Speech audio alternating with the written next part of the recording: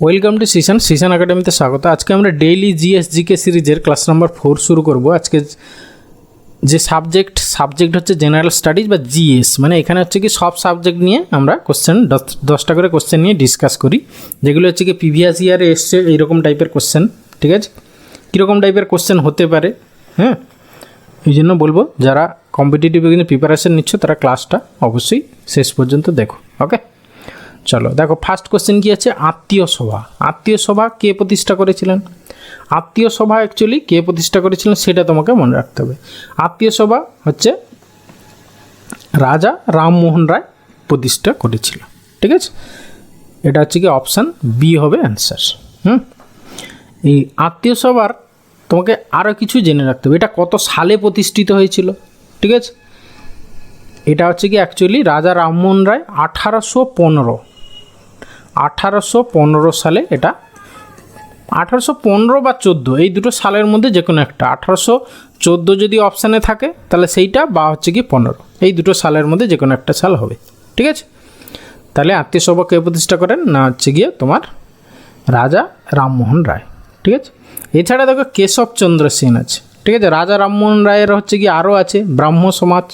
ঠিক আছে, সেখানে হচ্ছে কেশবচন্দ্র সেন পরে একটা ব্রাহ্ম সমাজ তৈরি করে, সেটা হচ্ছে ভারতীয় ব্রাহ্ম সমাজ বলে নাম হয়। ঠিক আছে, সেইগুলো একটু মনে রাখতে হবে।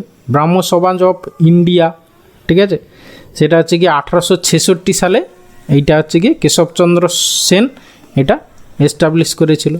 আগে হচ্ছে ব্রাহ্ম সমাজ রাজা রামমোহন রায় তৈরি করেছিল, এবার সেইটাকে আবার নতুন করে ভারতীয় ব্রাহ্ম সমাজ বলে কেশবচন্দ্র সেন 1866 সালে তৈরি করেছিল। ওকে, এরপরে আসি কোশ্চেন নাম্বার 2। দেখো ভারতীয় ন্যাশনাল আর্মি মানে ইন্ডিয়ান ন্যাশনাল আর্মি বা আইএনএ বা হচ্ছে গিয়ে আজাদ হিন্দ ফৌজ যেটাকে বলা হয়, সেইটা কে প্রতিষ্ঠা করেন? দেখো প্রথম অপশানই আছে নেতাজি সুভাষচন্দ্র বোস। আজাদ হিন্দ ফৌজ মানেই আমরা নেতাজি সুভাষচন্দ্র বোস অনেকেই জানি, বাট কে অ্যাকচুয়ালি প্রথম প্রতিষ্ঠা করেছিল? প্রথম অ্যাকচুয়ালি প্রতিষ্ঠা করেছিল with the help of Japanese government হচ্ছে মোহন সিং। ঠিক আছে, তারপর সেইটার দেখভালের মানে দায়িত্ব আসে রাসবিহারী বোস। রাসবিহারী বোস থেকে নেতাজি সুভাষচন্দ্র বসুকে হ্যান্ড ওভার করে। ঠিক আছে, এই জন্য মোহন সিং হচ্ছে প্রতিষ্ঠাতা, এবং সেইটা কত সালে সেটা মনে রাখতে হবে যে 1942 সালে। ঠিক আছে, 1942 সালে by Mohan Singh Indian National Army জাপানে প্রতিষ্ঠিত হয়েছিল। ঠিক আছে, during second world war. Okay, এরপরে আসি কোশ্চেন নাম্বার 3। কী বলেছে, কোন অঙ্গটি মানুষের শরীরে ভারসাম্য রক্ষা করে? কান। কানের মধ্যে আছে যে অঙ্গ কানের মধ্যে হচ্ছে ইনার মানে ইয়ার, যেটাকে বলে ভেস্টিবুলার সিস্টেম, সেইটাই হচ্ছে গিয়ে দেহের ভারসাম্য রক্ষা করে। ঠিক আছে, মনে রাখবে। এরপরে আসি কোশ্চেন নাম্বার 4। কী বলেছে না, নিম্নলিখিত কোন একাডেমিটি কি ভারতের নৃত্য নাটক এবং সঙ্গীতের বিকাশের জন্য গুরুত্বপূর্ণ ভূমিকা পালন করে? ঠিক আছে, অপশান এ সঙ্গীত নাটক একাডেমি। তাহলে সঙ্গীত নাটক একাডেমি কবে এস্টাবলিশড হয়েছিল সেইটা তোমাকে মনে রাখতে হবে। এটা হচ্ছে কি অ্যাকচুয়ালি 1953 সালে এস্টাবলিশড হয়েছিল। ঠিক আছে, মনে রাখবে। এরপরে আসি কোশ্চেন নাম্বার 5। বলেছে ঝুম বলতে কী বোঝায়? এটা খুব ইম্পর্ট্যান্ট কোশ্চেন এবং চেনা কোশ্চেন, পরীক্ষায় আসে। এটা এক টাইপের চাষের পদ্ধতি আর কি। ট্রাইবাল এলাকা মানে হচ্ছে কি তোমার পাহাড়ি এলাকায়, ওখানকার উপজাতিরা এই ঝুম পদ্ধতিতে চাষ করে। কি করে না, প্রথমে গাছ কেটে ফেলে, মানে গাছ কেটে সেখানে হচ্ছে কি চাষবাস করে। চাষবাস করার পরে সেটাকে আবার পুড়িয়ে দেয় আর কি। ঠিক আছে, পুড়িয়ে দিলে যে মানে অ্যাশটা হয় সেটা হচ্ছে গিয়ে তোমার মানে সারের হয়। ঠিক আছে, সার হিসাবে পরে ব্যবহৃত হয়। ঠিক আছে, এটা অ্যাকচুয়ালি নর্থ ইস্টার্ন ইন্ডিয়াতে, নর্থ ইস্টার্ন ইন্ডিয়া মানে হচ্ছে গিয়ে ধরো ওই নর্থ ইস্টার্ন স্টেটগুলো, সেইগুলোতে অ্যাকচুয়ালি এরকম টাইপের চাষ হয়। ঠিক আছে, এটাকে অবশ্য অনেক সময় শিফটিং কালচারও বলা হয়, মানে শিফটিং কাল্টিভেশন, কালচার না, শিফটিং কাল্টিভেশনও বলা হয়। ঠিক আছে, এরপরে আসি কোশ্চেন নাম্বার 6। বলে যে বায়ুর কোন কার্যের ফলে মরুদ্যান তৈরি হয়? বায়ুর অ্যাকচুয়ালি অবঘর্ষ মানে হচ্ছে গিয়ে তোমার মানে ক্ষয় কার্য যাকে বলে আর কি।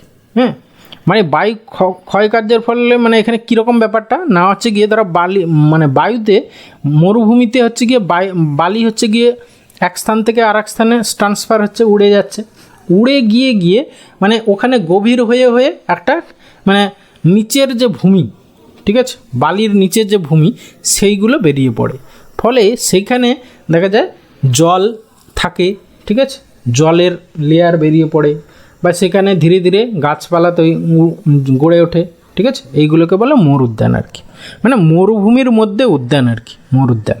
ওকে, এরপরে আসি কোশ্চেন নাম্বার 7, বলেছে ইলেকট্রিক মেইনসে যে ফিউজ তার ব্যবহার হয় সেটি কিসের, ঠিক আছে, মনে রাখবে সেটা হচ্ছে গিয়ে টিন আর হচ্ছে সীসা, মানে অপশান এ অ্যান্সার। ওকে, টিন আর সীসা, টিন আর লেড বা সীসা এই দ্বারা তৈরি ফিউজ তারটা তৈরি হয়। এরপরে আসি কোশ্চেন নাম্বার 8, দেখো মেধা পাটকার নাম চেনা জানা। মেধা পাটকার কী জন্য বিখ্যাত সেটা তোমাকে জানতে হবে। কি না হচ্ছে নর্মদা বাঁচাও আন্দোলন, ঠিক আছে, নর্মদা বাঁচাও আন্দোলন এইটা কত সালে ইনিশিয়েটেড হয়েছিল বা কি সেইগুলো একটু মনে রাখতে হবে, বা কি মানে বেসিসে এটা হয়েছিল, সেইগুলো তোমাকে ভালো করে মনে রাখতে হবে। নর্মদা বাঁচাও আন্দোলন অ্যাকচুয়ালি 1985 সালে এটা মেধা পাটকার, ঠিক আছে, বাবা আমতে এনারা স্টার্ট করেছিল, ঠিক আছে। কী কারণে না হচ্ছে গিয়ে এই নর্মদা নদীটা অ্যাকচুয়ালি তার উপর সর্দার সরোবর ড্যামটা তৈরি হয়েছিল, তাতে কি হয়েছিল না ওখানকার মানুষদের যাতে ক্ষতি হয়ে যাবে, ঠিক আছে, ক্ষতি হবে ওই ড্যামটা হওয়ার ফলে, সেই জন্য হচ্ছে গিয়ে তোমার মানে এই নর্মদার যে ড্যামটা মানে সর্দার সরোবর যে ড্যামটা সেই হলে এটা হচ্ছে কি প্রায় 3000 বিঘা জমির উপরে ড্যামটা তৈরি হয়েছিল, ঠিক আছে। এতে কি হয়েছিল ওখানকার মানুষদের জীবনযাত্রা অনেক মানে ক্ষতি হবে, সেই ভেবে এখানে নর্মদা বাঁচাও আন্দোলন হয়েছিল, মেধা পাটকার করেছিলেন 1985 সালে। এবারে আরও কিছু অপশান আছে দেখো, যেমন হচ্ছে গিয়ে তোমার চিপকো আন্দোলন। এটা হচ্ছে কি চিপকো আন্দোলন কি সেটা তোমাকে মনে রাখতে হবে, ঠিক আছে। এটা হচ্ছে কি অ্যাকচুয়ালি 1970 সালে, 1970 সালে এই চিপকো আন্দোলনটা শুরু হয়েছিল।